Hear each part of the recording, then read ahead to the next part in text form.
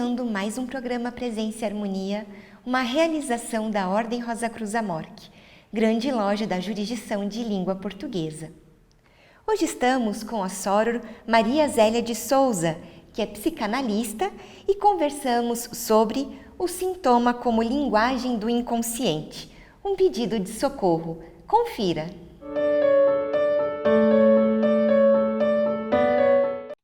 Soror Zélia, que bom recebê-la aqui no programa Presença e Harmonia. Muito obrigada por atender ao nosso convite. Vivian, eu que agradeço. É uma honra, com certeza, estar aqui de novo com você. Enfim, só agradecimentos realmente. Obrigada. A gente que agradece. Bom, Soror, para a gente, ir aos pouquinhos entrando no nosso assunto de hoje, eu gostaria de saber se você pode nos explicar, então, o que é a psicanálise. Na verdade, assim, a psicanálise, Vivian, é um método investigativo que busca trazer do inconsciente para o consciente aqueles conteúdos desconhecidos. Né? Então, em linhas gerais, é isso. Esse método ele foi iniciado por Freud lá no final do século XIX, começo do século XX. Freud ele tem uma obra muito interessante porque ele fez toda a constituição da sua teoria psicanalítica através da observação dos seus próprios pacientes e de si mesmo. Então, a obra de Freud não é uma obra fechada, é uma obra aberta. Em vários momentos da sua própria obra, ele reeditou passagens, descobertas anteriores, ou seja, a partir da observação e de novos conhecimentos que ele ia adquirindo, ele foi construindo esse conceito que é a psicanálise, e que até hoje é construído através dos seus predecessores. Então, a psicanálise, na realidade, ela é um processo, um método de investigação. Basicamente, essa é a resposta. E qual é o conceito de inconsciente, já que você comentou com a gente, que está associado, então, à psicanálise, e em que a descoberta dele, deste conceito, veio a agregar ao estudo da mente humana? Então, o conceito de inconsciente, que não é um conceito que Freud descobriu, já havia, alguns filósofos atrás já haviam falado sobre inconsciente, mas, na verdade, Freud utilizou, ele descobriu exatamente indícios do funcionamento desse inconsciente dentro do nosso processo mental. Então, Freud, na realidade, ele estruturou lá, como eu disse, no começo do século passado, de 1900 até mais ou menos 1915, ele estruturou o que nós chamamos de aparelho psíquico, que quando ele trouxe o conceito de consciente, pré-consciente, que é aquilo que está mais próximo do nosso consciente, mas está esquecido, e do inconsciente, que é esse desconhecido, que é isso que abalou as estruturas da sociedade na época. Como assim, Existe alguma coisa inconsciente dentro de nós que interfere, inclusive, na nossa vida. Então, esse foi o grande abalo aí do século XX. Freud, a gente pode dizer que Freud, ele inaugurou a psicanálise em 1900 através do seu livro A Interpretação dos Sonhos. E é nesse livro onde ele estrutura toda a base, pelo menos dessa primeira tópica de pré-consciente, inconsciente e consciente, e onde ele mostra ali que existem em nós uma fala que nós desconhecemos, que é esse inconsciente. Então, na realidade, esse inconsciente, ele nos habita. Então, esse foi o grande problema que Freud teve que enfrentar para trazer para a sociedade da época. O homem sempre achou que ele tinha o domínio de si mesmo, e aí como assim? Existe algo dentro de nós que eu não domino, que eu não conheço. Inclusive para nós, Rosa Cruzes, que estudamos o livre-arbítrio, buscamos o livre-arbítrio, é muito importante saber que existe essa parte de nós que nós não conhecemos, mas que, através de uma análise, a gente começa, uma autoanálise, inclusive, não só uma análise estruturada, com uma terapia, mas assim, uma autoanálise também faz com que a gente penetre nesse inconsciente, Então, o inconsciente, basicamente, é isso. Certo. E o que o sintoma, né? O que é o sintoma na linguagem psicanalítica e por que ele é considerado justamente um pedido de socorro? Uhum. Para a gente falar um pouquinho disso, do sintoma, Vivi, eu preciso falar um pouquinho do funcionamento, né? Então, eu disse lá atrás que o Freud, dentro de uma primeira descoberta dele, ele trouxe esses 3 conceitos que eu já falei. Mais para frente, lá para 1920, 1923, ele começou a trazer outros conceitos, que é o de id, ego e superego. Então, a gente precisa entender isso e como isso mais ou menos funciona para que a gente possa entender o que é o sintoma. Então, assim, id é onde a gente fala que é onde mora o desejo, né? É a energia livre, é tudo aquilo que funciona através de pulsões e que traz os desejos para o ego. Só que existe dentro dessa intermediação entre o id, que é onde traz, né, traz os desejos, e o ego, existe algo chamado, para a psicanálise, para Freud, chamado superego, que é o quê? É uma censura. E esse superego, ele é formado através do nosso ego, através de nós mesmos, quando nós escutamos aquilo que os nossos pais falam, aquilo que a sociedade fala, ou seja, são as regras, né, são os valores, dentro de uma cultura que a gente vive. Então, esse superego, que é formado através do próprio ego, ele vai fazendo o quê? Ele vai refutando alguns desejos. Ele não aceita todos os desejos não porque ele não queira, mas porque o superego diz não. Então, dentro dessa dinâmica de vir o desejo e a realidade fazer uma barreira, existe um outro movimento que também foi descoberto por Freud, que ele chamou de recalque. Então, o que acontece com esse desejo não aceito pelo nosso superego? Ele volta para esse lugar que a gente chamou de inconsciente, que o Freud chamou de inconsciente, né? Então, ele não consegue, né, realizar esse desejo, e aí ele volta para o inconsciente, só que não é pelo fato que ele voltou que ele deixa de existir. E aí é que começa aí a nossa história do sintoma. Ele volta e ele fica lá recalcado, e dependendo do tipo de força que o ego utiliza para fazer essa repressão, se é algo que ele refuta com muita força, ele leva lá para o fundo do inconsciente e fica até esquecido, ele não lembra. Tudo que fica no inconsciente não é lembrado. E esse é o pior problema, porque assim, como que ele não é lembrado, mas como eu disse antes, ele age através de nós. Ele traz algumas, ele tem algumas formas de se expressar, né? Então, esse conteúdo recalcado que a gente chama é o que uma das formas, quando ele é recalcado de uma forma muito intensa, é o que a gente chama de sintoma. Né? Então, esses conteúdos recalcados, eles vêm para nós através de sonhos, ele vem através de atos falhos, ele vem através do desenho também, por isso que mais ou menos na década de 30, muitos psicanalistas começaram a trazer um estudo, principalmente para crianças, através do desenho, porque o desenho ele vem direto do inconsciente, porque o nosso inconsciente ele se manifesta através de símbolos, por isso que os sonhos, né, uma grande ferramenta de sondagem do inconsciente, né? Porém, muitas vezes, quando esse conteúdo é muito recalcado, ele não consegue sair de uma forma racional e nem, às vezes, através de um símbolo como um sonho, por exemplo. E aí ele sai como? Ele sai através de um sintoma. E aí, o que é sintoma para a psicanálise? Sintoma para a psicanálise não é simplesmente uma dor, alguma coisa que é somática, né, que aparece no físico. Muitas vezes é um comportamento que se repete. Na realidade, é algo que traz um incômodo para a pessoa. É algo que faz mal, que traz um sofrimento, que causa algum tipo de dor. Então, na psiquiatria, o sintoma, na verdade, ele tem uma nomenclatura e ele tem uma série de sintomas que são aglutinados e gera ali uma nomenclatura para poder tratar aqueles sintomas. Por quê? Porque a psiquiatria ela busca curar esse sintoma. Ou, na verdade, não curar, eliminar aquele sintoma ou amenizar aquele sintoma.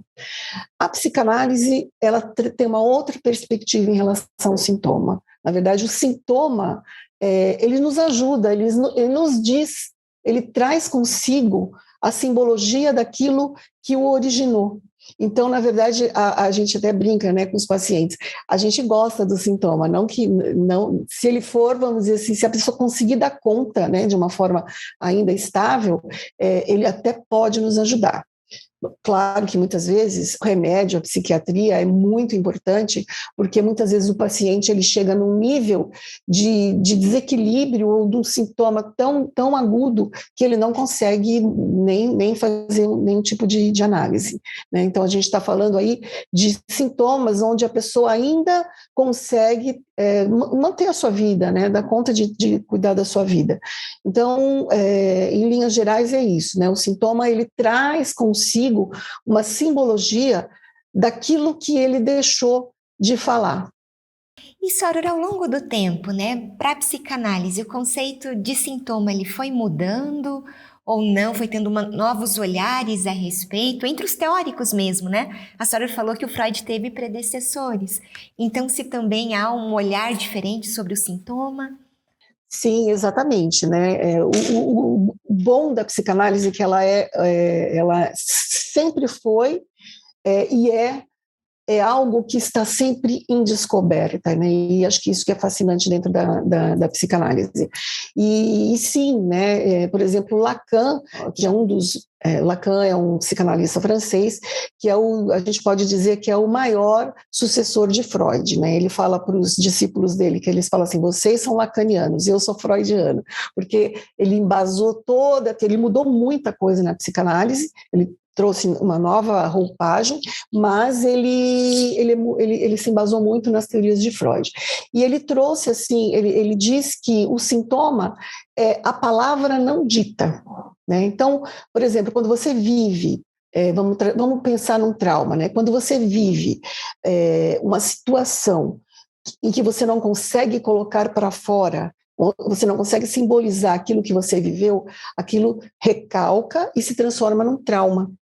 E esse trauma, ele vai voltar para a sua vida numa forma de sintoma, muito provavelmente. Se você não conseguir elaborar, se você não conseguir, a partir de uma análise, se analisar, trazer aquilo que originou e trabalhar, elaborar esse sintoma e trazer para a consciência, né? Então, Lacan, ele fez...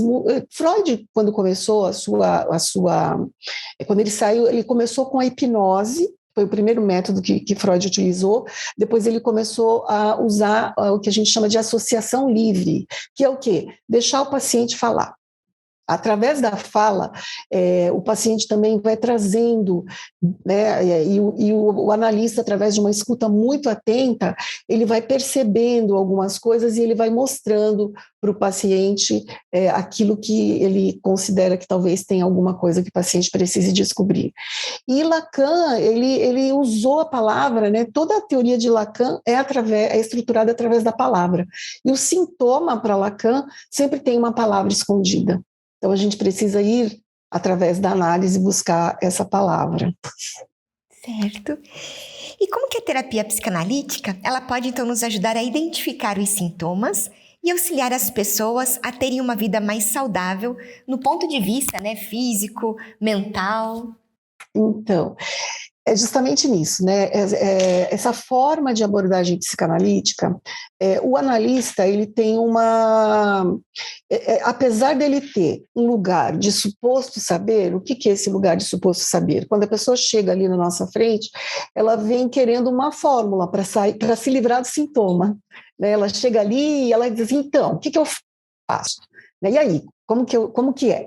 E o analista, na verdade, ele frustra o paciente, porque, na verdade, o analista, com o embasamento psicanalítico, ele nunca vai sugerir, ele nunca vai dizer o que você deve fazer.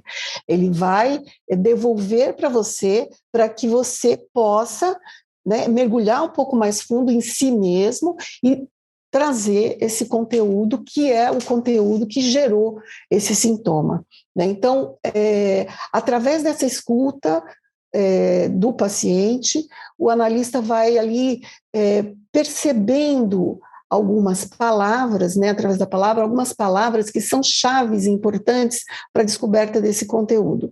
Então, eu costumo dizer que o tratamento psicanalítico é uma viagem empreendida a dois, onde quem vai na frente é o paciente, é o analisando, ele vai na frente.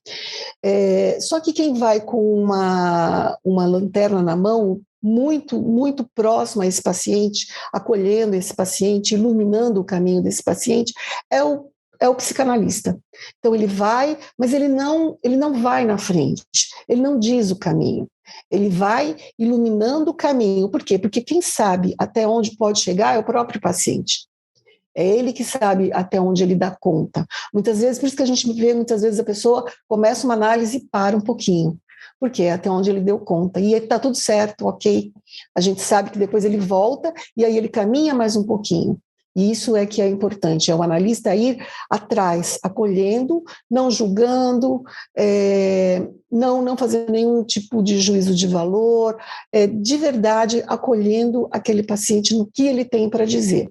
Então, essa viagem, Vivian, ela leva o paciente não para o mesmo lugar que ele partiu, né? Porque o lugar que ele partiu foi o que originou aquele problema. Vai levar o paciente, ou seja, ele vai tirar o sintoma do paciente, mas não daquela forma assim, vamos tirar e voltar para o mesmo lugar. Não, quem começa um processo analítico nunca sai igual. Por quê? Porque nessa caminhada ele vai descobrindo pedaços de si mesmo que estão nesse lugar que a gente fala que é esse lugar inconsciente. Jung chamava isso de a busca do self, né? E eu acho isso muito bonito, eu acho que é isso que me fascina na psicanálise, porque dentro da Ordem Rosa Cruz, a gente busca esse nosso eu mais profundo. E o que é esse eu mais profundo? É esse eu que está escondido atrás dessa máscara que é o nosso ego. Né? Então, esse processo psicanalítico, ele busca justamente, eu acho que ele é concordante, né? E eu acho que, e para mim é algo que tem muito significado, nesse momento da minha vida, eu poder me dedicar a isso, porque ele traz, assim, um coroamento de tudo que eu busquei dentro da Ordem Rosa Cruz, que busco, claro, ainda até hoje, né? Que mas hoje eu posso ter algumas ferramentas que eu posso ajudar as pessoas a empreenderem essa viagem para dentro de si mesmo, e sair num outro lugar desse túnel onde ela possa se vislumbrar com maior plenitude, né, enxergando pedaços dela mesma que ela até então não enxergava, e enxergando, inclusive, aqueles pontos da sua trajetória que trouxeram dor, que é aquilo que a gente chama de sintoma. Então, esses pontos que trouxeram dor, quando ela... e não é uma viagem que acaba, né? A gente fala assim, o ideal da viagem é a gente acabar e olhar para trás e dizer, nossa, que bom. Só que ela é uma viagem que quando você acha que você está acabando, você sempre tem algo ainda para... Que é a nossa viagem, é a viagem da personalidade e alma dentro desse nosso corpo terreno, né? É bem concordante por aí, né, Vivian? Eu penso. Então, Soror, digamos, essa correlação que é possível fazer entre os ensinamentos da ordem e a psicanálise, sob o seu olhar, né, no caso, como psicanalista? Exatamente, esse é o meu olhar, né, Vivian? Na verdade, eu acabei juntando, né, assim, eu sou da ordem desde criança, então, assim, essa linguagem da ordem, essa vivência dentro da Ordem Rosa Cruz, ela me acompanha, eu posso dizer, desde o começo da minha encarnação aqui nesse plano, né, nesse meu formato aqui desse ego. E o estudo da psicanálise veio me dizer, está confirmando tudo isso, né? Está confirmando que realmente existe algo dentro de nós que nós não conhecemos, mas que nós precisamos mergulhar e ir além. Então, sim, né, respondendo a sua pergunta, eu vejo hoje, né, dentro da minha trajetória, a psicanálise como uma grande ferramenta para que a gente possa ir buscar esse nosso si mesmo, né, esse nosso self. E trazer, né, e que esse self possa emergir, e que a nossa grande busca dentro da Ordem Rosa Cruz é que a gente possa vivenciar, né, a nossa personalidade, a alma possa se expressar dentro do nosso corpo, esse eu mais profundo, e que não é só esse ego, né, e que a gente possa cada vez mais alinhar esse nosso eu mais profundo com esse ego. É esse o nosso trabalho aqui dentro, né? Aqui dentro desse plano. Pelo menos é o que eu penso, Vivian. E, Sora, né, você falou a respeito, no caso do processo de análise. Então, é correto dizer, na verdade, que o próprio paciente é ele quem percebe qual é o momento quando o processo da análise finalizou? Ou é o psicanalista quem chega a esse momento? A gente tem um período onde essa análise acontece? Então, exatamente isso que você falou, Vivian. Na realidade, o processo de análise é para a vida inteira, né? Principalmente nós psicanalistas, a gente nunca finda, né? É um processo constante. Eu não posso nem exercer a minha profissão se eu não estiver fazendo a minha própria análise. Isso é um ponto, inclusive faz parte da teoria freudiana para né, para o psicanalista. Então, na realidade, se a pessoa der conta de fazer análise, ela vai fazer a vida inteira. Não é que ela vai ficar a vida inteira para curar um sintoma ou alguma coisa, mas para se autoconhecer, né? E aí, nesse ponto, sim, respondendo a sua pergunta, depende de cada um, até onde eu quero ir. Por isso que muitas vezes aquilo que eu falei, a pessoa, ela mesma, o psicanalista muito raramente, não é muito comum, olha, chega, agora já deu, pode parar. Enquanto o paciente estiver querendo se trabalhar, e é muito bonito ver esse processo, porque muitas vezes você fala assim, eu vim por conta dessa demanda, né, que a gente fala que geralmente é um sintoma, um ato repetitivo na vida dele, alguma coisa que ele quer mudar, ou mesmo uma depressão, um pânico, ou às vezes até uma dor de cabeça, porque, como eu disse, esses sintomas, eles também vão para o corpo, né, e ele fica bom, na verdade, não que haja cura, mas a psicanálise não fala de cura, ela fala de você saber lidar e transformar, né? Se o sintoma ele é uma palavra que precisa ser dita, é algo que está recalcado, e eu tenho medo de que ele venha para a consciência, a cura, entre aspas, seria eu poder entrar em contato com isso que está recalcado, e poder transformá-lo em algo positivo dentro da minha vida. Eu não mais temê-lo, né? Que é o que o Jung chamava muito de sombra. Sombra é tudo aquilo que a gente teme, né? Então, esses conteúdos recalcados, muitas vezes são essas nossas sombras. E quando a gente não as encara, é como se ela nos dominasse. Então, o que o método faz? É fazer com que a gente comece a ter, sabe, e o analista ali do lado ajudando, dando força, apoiando, para que a pessoa possa ter a coragem de olhar para esse conteúdo, e aí, uma vez, vamos dizer, amiga desse conteúdo, né, ela possa, vamos dizer assim, viver melhor a vida dela e não mais sofrer com aquilo. E aí, é uma decisão dela, se ela quer ir além, descobrir outras coisas, porque a análise ela não é só para curar os sintomas, muitas vezes é para descobrir aspectos de você mesmo. Eu tenho muita gente que continua em análise, por quê? Porque através da fala, o próprio analista vai mostrando, e por que isso aqui? Por que você está trazendo dessa forma? O que você acha disso? E nisso ele vai, é como se ele fosse assim, pegando os pedacinhos de si mesmo, vai, nossa, isso agora é meu, e sabe, vai grudando ali nele, e nesse processo ele vai se sentindo mais consciente e mais pleno. Então é uma decisão pessoal, sim, até onde cada um quer ir. E é importante, então, essa relação entre o analista e o analisante, Eu cheguei a dar uma olhada algo no sentido como uma transferência que precisa ocorrer entre os dois. É nesse sentido, para que realmente dê certo o processo? Exato, Vivian. E assim, esse é um conceito freudiano, né, da transferência. Precisa haver uma transferência. O paciente, ou analisando, ele precisa enxergar no analista aquela pessoa com que ele vai fazer a transferência, né, a transferência de conteúdos, onde ele vai se sentir à vontade para fazer essa transferência. E às vezes não acontece, às vezes não ocorre, normal, né, existe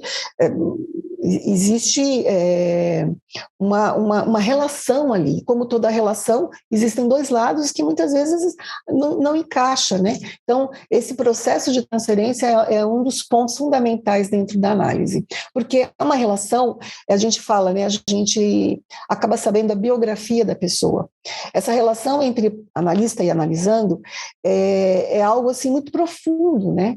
E que às vezes, muitas vezes até é confundido, né? Às vezes o analisando, muitas vezes ele enxerga o analista como sua mãe, como alguém que ele pode se relacionar, ou um amigo, e o papel do analista é dizer esse não, para que ele possa lidar também com esse não. Mas existe sim um aspecto transferencial muito bonito entre o analista e o analisando. E, Sora, como que você, né, a gente ainda, né, nesse processo, né, pandêmico, a gente tentando voltar a um possível normal, a importância da psicanálise hoje, nesse processo que a gente está vivendo? Uhum. Então, a psicanálise justamente muita gente fala assim que a psicanálise é uma coisa lá do século passado, mas eu acho que a psicanálise está cada vez mais presente, justamente porque tudo pode ser tratado na psicanálise, né? E dentro desse momento pandêmico, a gente percebeu que quando você fica dentro de uma condição como nós ficamos, né, principalmente onde a gente teve que lidar conosco mesmos, é um momento onde atualiza muitos dos nossos dramas, vamos dizer assim, né? Então, com certeza, durante a pandemia, aumentaram muito as demandas, justamente porque as pessoas tiveram que olhar para si. E quando você olha para si, você para e olha para si, tem muitos aspectos que você não gosta e que você começa a lidar de uma forma, aí começou muita depressão, muito pânico, a gente teve que lidar com muitos nãos. E o problema em si do humano é como lidar com os nãos, né? O nosso problema principal da nossa condição existencial é como a gente lida com os nãos, e a pandemia foi um grande não na nossa vida, né? Então, por isso que ela trouxe tantos conflitos, né? Tanta gente se encontrando, mas buscando, né? Buscando aí vários tipos de terapia, e entre elas também a psicanálise, e que ajudou nesse momento a se enxergar. Foi muito importante, né? E é muito importante. Acho que é muito importante para a vida de todo mundo. Sim. Sora Orzélia, agradeço muito sua participação conosco, por essa troca. Espero recebê-la aqui em outras oportunidades. Muito obrigada. Vivian, eu que agradeço de verdade. Como falei no início, eu tenho uma admiração muito profunda por você. E, nossa, fiquei surpresa com esse convite. Enfim, espero poder ter trazido aí algum despertar aí, pelo menos para conhecer um pouco mais do que é a psicanálise, o inconsciente e todo esse método investigativo. Obrigada, Vivian. Eu que agradeço, Sora. Aproveito para lembrar do nosso e-mail presenciaharmonia@morc.org.br. É muito importante para nós essa via de comunicação que nós temos com você que nos assiste. Agradecemos a participação conosco hoje e até o nosso próximo encontro. Paz profunda!